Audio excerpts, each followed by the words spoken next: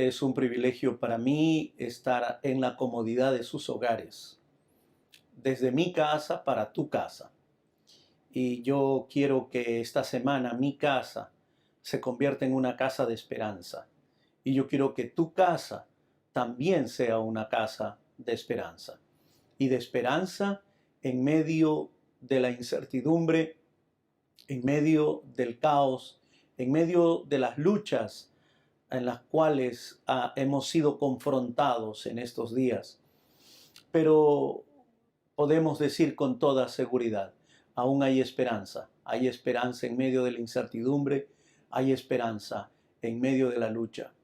Yo quiero que antes de abrir la Biblia, este maravilloso libro común a todos los cristianos, antes de poder examinar sus páginas, quiero pedir que tú inclines tu rostro y allí vamos a tener el privilegio de orar.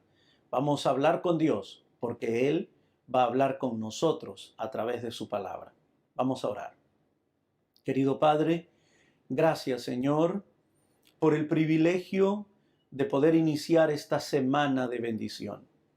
Gracias porque miles de personas se unen a esta experiencia maravillosa cada noche para encontrar en tu palabra esperanza, alivio, consejo, misericordia, para encontrar en ella el impulso de nuestra confesión, arrepentimiento, pero sobre todo, Señor, para encontrar salvación.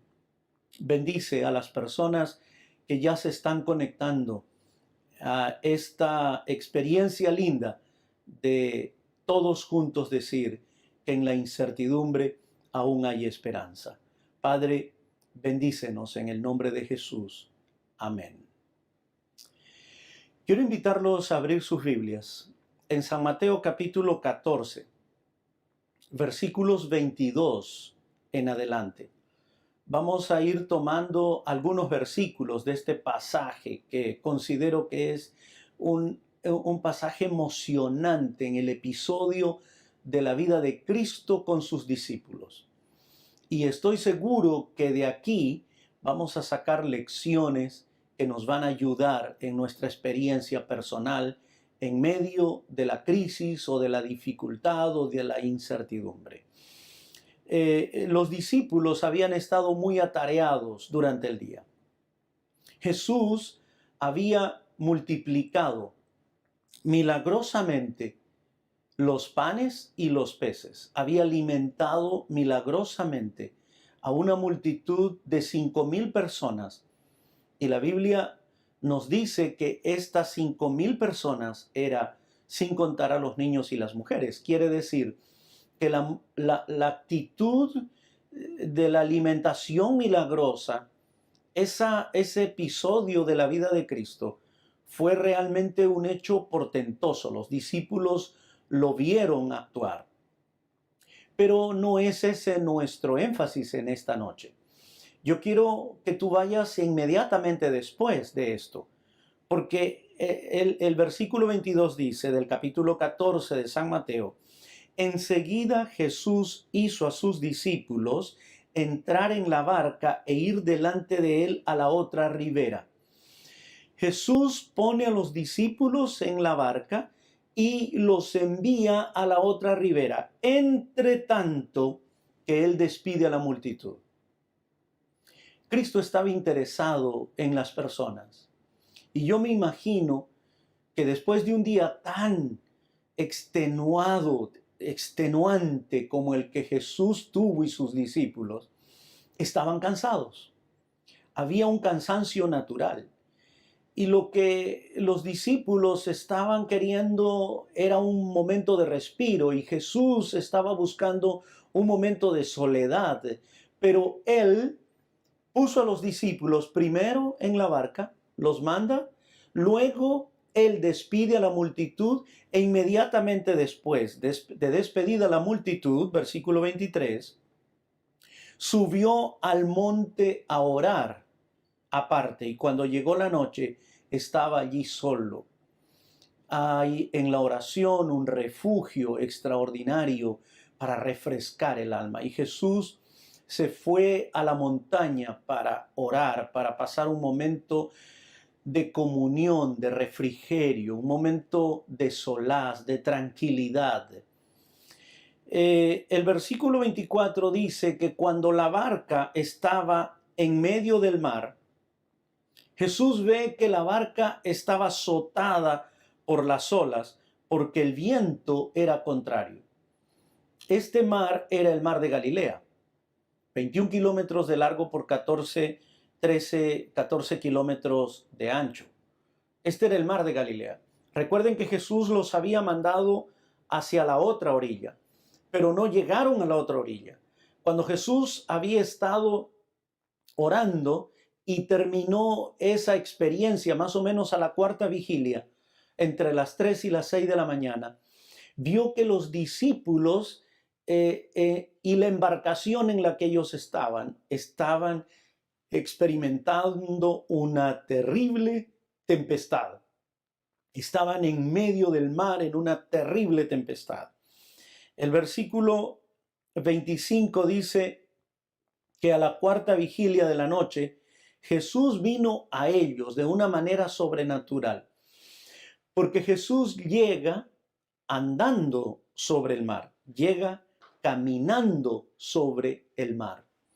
Y cuando Él llega caminando sobre el mar, andando sobre las aguas, los discípulos se asustaron, versículo 26, y dieron voces de miedo, dieron voces de temor, y dijeron, un fantasma, es un fantasma, y dieron voces de miedo, de espanto. Bueno, esta era la experiencia previa a lo que realmente sería 3 afirmaciones exactas, precisas, para la vida de los discípulos que estaban enfrentando una tremenda tormenta. Repasemos rápidamente los hechos.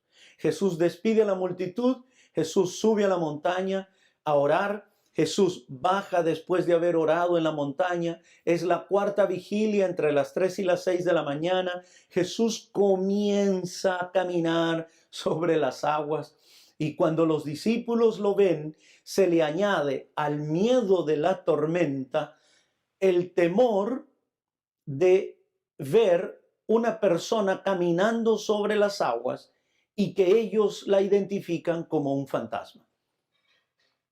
¿Cuáles son los fantasmas de tu vida? ¿Dónde están los fantasmas que están imaginariamente viniendo a tu corazón? Pueden ser fantasmas financieros, pueden ser fantasmas emocionales, pueden ser fantasmas que están tratando de atormentar tu vida, pero todo eso no es verdad.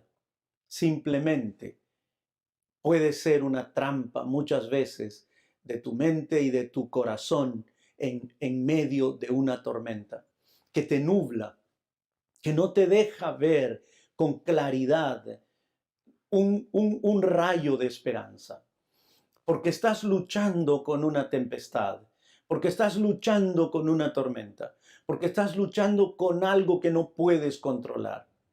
En estos días, el mundo está luchando con algo que no puede controlar. El mundo está luchando con algo que no ve. El mundo está luchando con algo que es mortal. El mundo está luchando con algo que nunca ha visto en el pasado. Por lo tanto, eso produce miedo. El miedo produce pánico y el pánico es contagioso. Y los discípulos también estaban llenos de miedo y de pánico. Eran pescadores experimentados. La mayoría de ellos eran pescadores experimentados. Eran gente que había salido de ese mismo mar. Era gente que había probado en el pasado esa misma experiencia, pero ahora estaban enfrentando una tormenta que nunca antes habían visto. Y estaba por suceder algo que ellos nunca habían experimentado. Y estaban frente a algo que era desconocido para ellos y tuvieron miedo. Y lo que se les ocurrió decir en ese momento es un fantasma. Es un fantasma. Pero en esas circunstancias, en medio de la tormenta, en medio de la crisis, en medio de la incertidumbre, en medio de esa dificultad tremenda de la vida, entonces Jesús les dice tres cosas bien específicas. Versículo 27. Enseguida, para que no tengan miedo, Jesús les habla diciendo, tened ánimo, no tengan miedo, yo soy. En otras palabras, en medio de la tormenta, ten confianza, ten ánimo. En otras palabras, no pierdas la esperanza. No pierdas la esperanza. Porque la esperanza no es un recurso terapéutico, no es una triquiñuela de la psicología. La esperanza ni siquiera es un concepto. En esta circunstancia, en medio de la tempestad, en medio de la tormenta, Jesús es la esperanza. Jesús se convierte en la esperanza. Cristo es nuestra esperanza. No importa cuán grande sea tu angustia o tu tormenta, Cristo es tu esperanza. Y no es un refugio terapéutico, no lo es. No le estás haciendo una trampa a tu mente, ni siquiera estás haciéndole una trampa a tu corazón. Es real. Cristo no es un fantasma que camina sobre las aguas. Cristo es real, Él está vivo, Él resucitó, Él está allí intercediendo por nosotros, Él está contigo en este momento crucial de la historia de tu vida. Él está allí. Mira qué experiencia tan real, tan extraordinaria. Cristo les dice, no se desanimen. No pierdan la esperanza. La segunda cosa que Jesús les dice es, no tengan miedo, no tengan miedo. Es natural sentir miedo, es natural sentir temor, es natural mirar el futuro y tener miedo, o mirar el pasado y tener terror de nuestro pasado. Es natural no tener la solución para todos los problemas. Es natural que tú sientas miedo porque somos seres humanos. Y el temor y el miedo se introdujo en la vida de la raza humana inmediatamente que el hombre decide cruzar la línea que marca la diferencia entre lo que es correcto y de lo que es incorrecto. Y allí la primera sensación emocional que él siente, real, es miedo. Tuve miedo y me escondí. Y ahora los discípulos frente a una situación como esa reaccionan con temor. Pero Jesús les dice, no se desanimen, no pierdan la esperanza. Jesús les dice, no tengan miedo en medio de la tempestad, en medio de la tormenta. Hay paz en el corazón de aquellos que confían completa y totalmente en el poder maravilloso de Dios. Y en tercer lugar, Jesús les dice, yo estoy aquí, yo estoy en tu embarcación, yo estoy en medio de tus luchas. Así es que quiero remarcar estas tres cosas que nos traen paz en medio de la tormenta. En primer lugar, no pierdas la esperanza. En segundo lugar, no tengas miedo. Y en tercer lugar, Jesús está aquí. Jesús está con nosotros. Y si Dios con nosotros, ¿quién estará contra nosotros? Ya Isaías en el capítulo 7, el versículo 14, preveyó, profetizó que una virgen concebiría y daría a luz un hijo y llamará su nombre Emmanuel, que quiere decir Dios con nosotros. Esa es la experiencia de la raza humana. En la lucha, en los fracasos, en nuestros temores, en nuestras preocupaciones, en nuestras angustias, en nuestros desvelos, en nuestras largas noches de preocupación, en nuestras tormentas más terribles. Cristo está con nosotros. No tengas miedo, no te desanimes. Jesús está contigo. Y estoy seguro, querida familia, allí en México, Cristo está con nosotros. Cristo está con ustedes. No se desanimen, no tengan miedo. No se desanimen, no tengan miedo, porque Jesús está allí. Él es el maravilloso ser que se levanta en forma milagrosa en medio de la tormenta y pone paz y esperanza en el corazón humano en medio de la incertidumbre. ¿Cuál es tu lucha? ¿Cuál es tu tormenta? ¿Cuál tu preocupación o cuál tu angustia? ¿Qué es lo que te preocupa en esta vida? ¿Cuántas lágrimas has tenido que arrancar? ¿O cuántas has tenido que ocultar? ¿O cuántas dudas o cuántos temores has tenido que enfrentar antes de entender que Cristo está allí para solucionar tu problema, para abrazarte, para decirte que no tengas temor, que no debes desanimarte, porque Él está en medio de la tormenta, porque hay paz en la tormenta, porque hay paz en la tormenta. Hay una experiencia linda y maravillosa que Jesús hace que los discípulos puedan observar. Porque inmediatamente después el apóstol Pedro le dice: Señor, si realmente eres tú, manda que yo vaya a ti sobre las aguas. Qué pedido atrevido en medio de la tormenta. Y yo te animo a hacer un pedido atrevido a Dios en medio de la tormenta. Porque Él ya te dijo: no te desanimes, no pierdas la esperanza. Porque Él ya te dijo: hay paz en medio de la tormenta. Realmente hay esperanza en la incertidumbre, porque yo estoy aquí.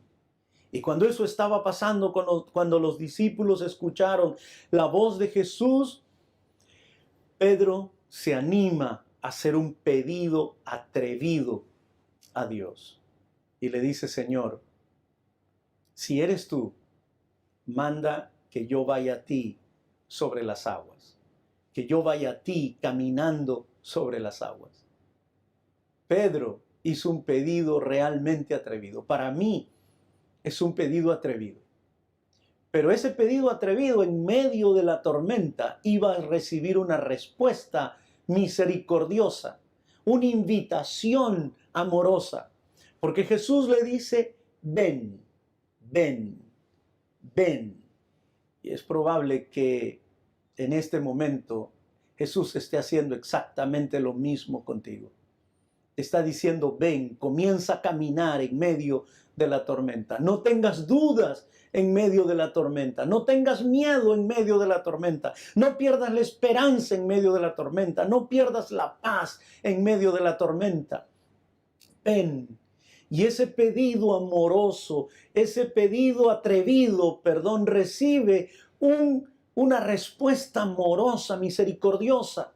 Jesús le hace una invitación amorosa y le dice: ven.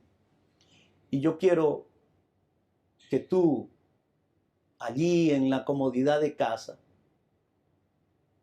pienses que al hacerle un pedido atrevido a Dios, recibirás una invitación amorosa, porque Jesús te dirá: ven. ¿Tú quieres probar vivir sin temor, sin angustia? ¿Tú quieres probar confiar plenamente en Dios? Entonces comienza a caminar en medio de la tormenta, porque le hiciste un pedido atrevido a Dios en medio de esta terrible tormenta. ¿Cuál es tu pedido atrevido? ¿Cuál tu pedido atrevido? Cuando Pedro comienza a caminar en medio de la tormenta, él va en dirección a Jesús. el viento comienza a soplar otra vez. La tormenta se comienza a agitar de nuevo. El corazón de Pedro, humano, desde el punto de vista humano, otra vez entra en conflicto y comienza a hundirse. Pero que enseguida Jesús extiende la mano, porque él grita y dice: Señor, sálvame, Señor, sálvame. Amigo, no hay cosa imposible para Dios. No hay nada que Él no pueda hacer. En medio de la tormenta hay paz. Y yo quiero que tú grabes aquí en tu mente y en tu corazón estas tres cosas. No te desanimes, no tengas miedo. Jesús está aquí. Y en medio de la tormenta, como Pedro, hazle un pedido atrevido a Dios. Y cuando lo hagas, comienza a caminar, pero que las dudas de la tormenta o la angustia que rodea muchas veces tu vida, tu familia, tus hijos, no te abrumen. Pero si aún así sucede, levanta la mano y di: Jesús, sálvame. Jesús, sálvame.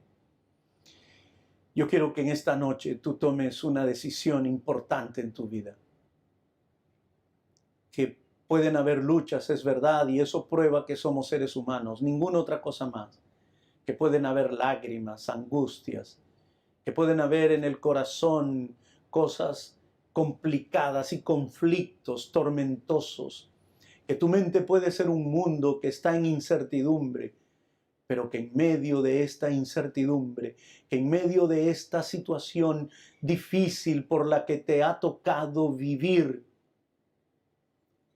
tú puedas confiar plenamente en Cristo y puedas entregar tu vida completamente a Él.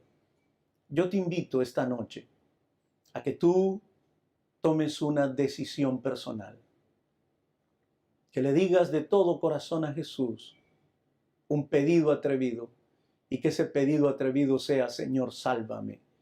Que no sea simplemente caminar sobre las aguas. Que ese pedido atrevido pueda ser: sálvame, sálvame, sálvame de mí, sálvame de mis tormentas personales, sálvame de mis angustias, sálvame de mis temores, sálvame de mis pecados, sálvame de mi indiferencia, salva a mi familia, salva a mis hijos. Sálvame, sálvame. Yo quiero invitarte a que tú tomes una decisión esta noche. Tú tendrás números de teléfono a los cuales llamar, lugares donde tú puedas escribir. Habrán personas orando por ti durante esta semana. Habrá muchas personas interesadas en tu decisión, pero sobre todo Dios está interesado en tu decisión. Entrégale el corazón, entrégale el corazón. Y mientras tú escuches este canto que a continuación tú vas a escuchar, inclina tu rostro, y mientras escuchas ese canto de esperanza en medio de la tormenta, dile a Dios: Señor, sálvame, Señor, sálvame. Yo voy a orar ahora, y mientras yo esté orando, yo quiero que tú también lo hagas, pero inmediatamente después de la oración, reflexiona sobre las letras de este canto maravilloso y continúa orando para que el Señor, en medio de la tormenta, te dé paz, en medio de la incertidumbre, te dé esperanza, pero sobre todo te dé salvación. Y tú puedas decir ese pedido atrevido: Señor, sálvame, Señor, sálvame. Vamos a orar. Querido Padre, hay muchas personas tomando decisiones y queremos pedirte, Señor, que esas decisiones esta noche puedan llegar hasta el trono maravilloso de la gracia. Que las personas, tanto en la lectura de la Biblia, en la reflexión, en la meditación y en la oración y en el canto, puedan tomar una maravillosa decisión en sus vidas. Bendice a estas personas que están enfrentando luchas, dificultades. Bendice a a las personas que están sufriendo.